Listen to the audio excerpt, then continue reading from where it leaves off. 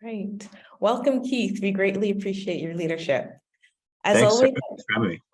thank you. As always at Setsi, we begin things by acknowledging the original stewards of the various lands that we're on. We also acknowledge our ancestors. We acknowledge all those who toiled without compassion or compensation, and we acknowledge all the elders and community stalwarts whose shoulders we stand on as we build, share, and learn together for our collective liberation and sovereignty. So welcome again. Please tell me about the origins of DUCA Impact Lab and how you're disrupting multiple ecosystems in its development. Yeah, interesting. So the DUCA Impact Lab emerged from, I guess, a recognition of a couple things. One was that our history as an institution was kind of rooted in a financial inclusion challenge in banking in Toronto. And it was formed by a group of newcomers to Canada. And when they arrived in Canada, the banks, they didn't have the signals to banks to be good banking customers. And as a result, they had difficulty accessing banking products. So they didn't have credit histories. They were kind of establishing themselves in the country. And they were really having challenges accessing banking. And as a result, formed the credit union. So, in the first years, it was really just a community-focused financial institution that was formed in North York to serve that kind of access challenge. So the Impact Lab itself, in the context of that history, was formed as an extension of that journey. We realized, as we got farther down the road, this was 70 years ago when that, initial formation of the credit union took place. But a lot of the same challenges in different pockets of the community were still there. There were still people that were not necessarily access bank accounts wasn't really the big issue, but accessing credit, really meaningfully engaging with financial institutions was challenging in some pockets. We really felt that was like a natural extension of our story as a credit union. And we really wanted to create some space to really dive into that challenge and to wrap our hands around it and say, okay, if you're having where are these access challenges happening? Where are people and segments of the community struggling to access fair financial services? And how could we create models of banking and use that challenge as a design lens and create models of banking that farther access and create new access opportunities and create new opportunities for segments of the community that have traditionally been left out of mainstream banking to access fair financial services and get the advice and support that they need. Yeah, and that's what the Impact Lab is. It's that space. It's that space to experiment with models of banking that address those sorts of challenges, and a space to engage with some non-traditional partners like community partners and tech companies and credit unions to really start to, have a creative conversation about how we could, design our businesses around those sorts of needs and use that as a source for, how we create differentiation in the market. Oh, that's fantastic. So can you articulate DUCA Impact Lab's mission and vision? Yeah, so the mission of the Impact Lab is to build banking that benefits all. We see banking as one of those things in life it's very difficult to deal without. It's very difficult to go through life. It's kind of like healthcare in a way. Right. Banking, like you can't go through life without dealing with the healthcare system. You can't really go through life without dealing with the banking system. It's very, very challenging. So that creates a really interesting opportunity for impact when you kind of have a vehicle like that people are forced to engage with in one way or another, and creating positive value through those interactions is really an important opportunity for impact. Mm-hmm. And that is really what makes us excited about that mission. Like building banking that benefits all is something that touches everybody. And it's really an interesting design lens, I would argue, for creating value, not just for the institution, but for everybody else. So how important is impact investing and philanthropic innovation in the work that you do? How important is it? So we are really like kind of an applied vehicle for impact. I would say not so much investing, but impact financing, where we take a focus on debt, especially. So it's kind of a core pillar. It's one of the biggest tools we have in our toolkit is making capital accessible to parts of the community that don't have access to it now, and showing people what the risk is of doing that type of lending so that we can do more of it in future. You can have a different conversation with our stakeholders about making capital available to traditionally excluded groups or underfunded groups and show them, beyond just the idea and the recognition that this should happen. We can show them what the actual track record is and what the risk is of doing this sort of lending, and you can have a different type of opportunity to have a conversation about scale when you have that sort of context to work with. Right.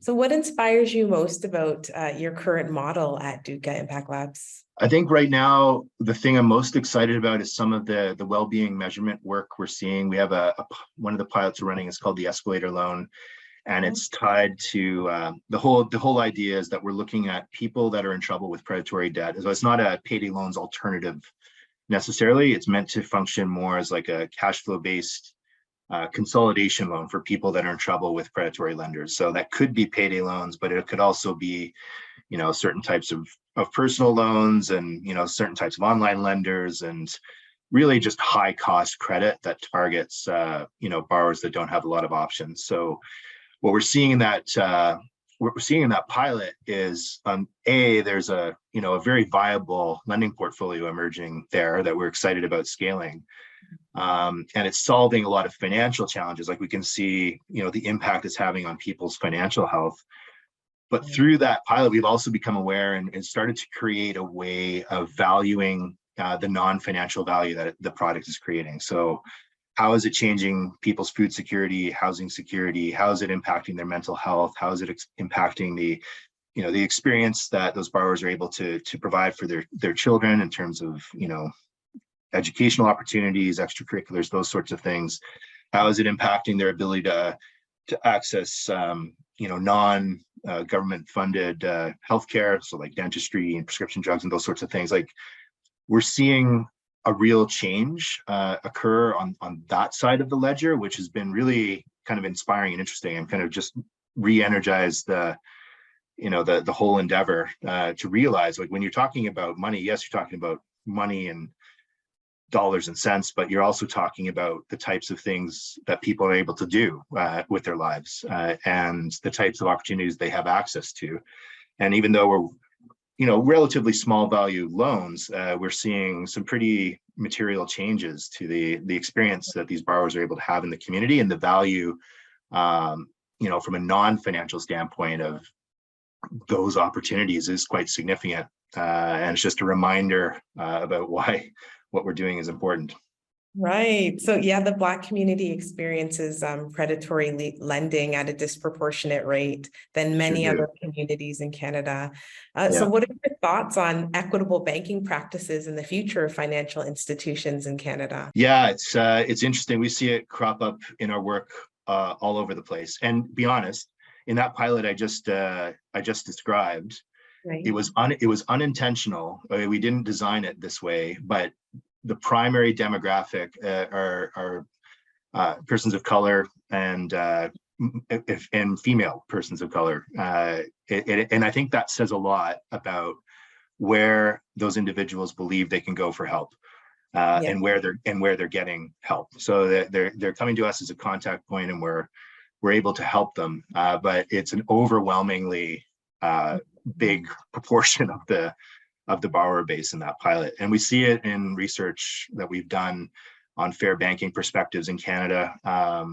It's a sizable chunk of the market. Like there's a meaningful segment there that is being at best or underserved. So and a lot of it has to do with trust and transparency.